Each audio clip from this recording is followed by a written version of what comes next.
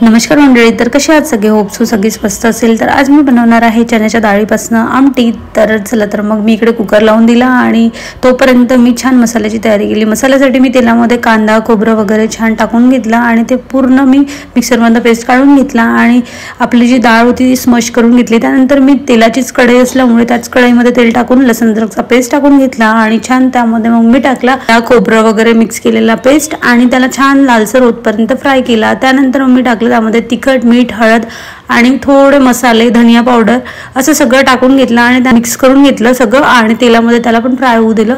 आणि त्याच्यानंतर मी जी चण्याची डाळ होती ती छान टाकून घेतली आणि त्याला परत मिक्स करून घेतलं सगळं मसाला लागेल असं. आणि त्याच्यामध्ये थोडं थोडं आपल्या भाजीच्या अकॉर्डिंग पाणी ॲड करून घेतलं.